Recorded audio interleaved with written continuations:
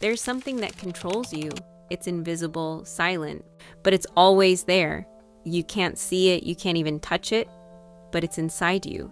It watches you from within, quietly steering your decisions. Like a parasite, like a shadow. And the strangest part? You let it happen. Every decision you make, there's this soft, gentle voice whispering, "Not now." Tomorrow is fine. It doesn't show up as an enemy. On the contrary, it pretends to be your caring friend. It says, "Just rest a little. You'll start tomorrow."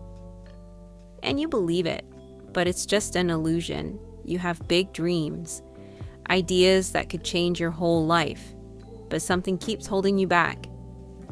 How many nights have you promised yourself, "Tomorrow I'll do it"? And then tomorrow came and you said, "Tomorrow again?"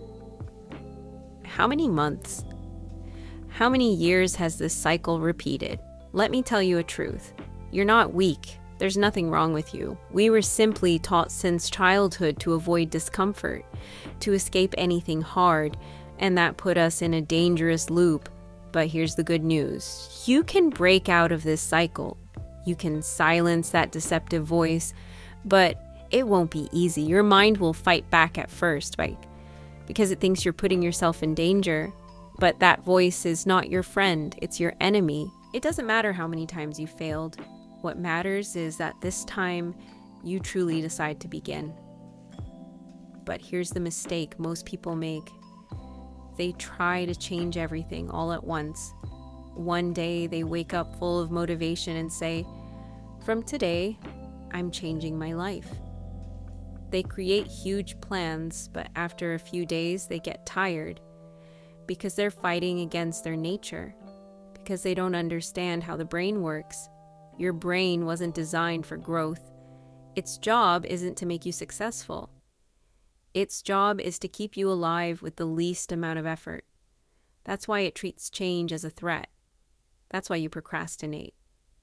But there's a way to trick your brain, not with force, but with strategy.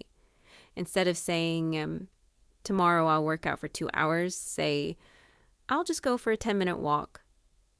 Instead of saying, "I'll read a whole book every week," say just half a page. That's how you build small habits. Starting is always the hardest part.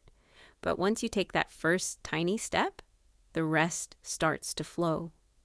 Writing one sentence leads to the next, and soon you've written a whole page.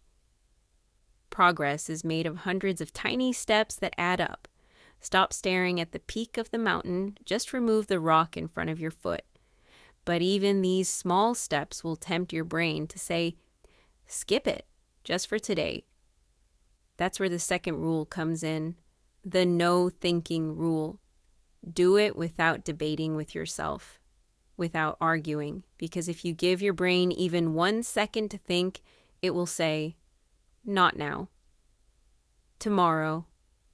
So don't think, just act. And then comes the third rule, the 2-minute rule. Promise yourself to do the task for just 2 minutes. 2 minutes of walking, 2 minutes of reading, 2 minutes of writing. Those 2 minutes slowly grow into 30 minutes. And then an hour. So stop waiting for perfect motivation. Start now. Even just for 2 minutes. Just 2 minutes. Do you want to sit there years from now, watching everyone else move forward? Or do you want to start right now? The choice is yours.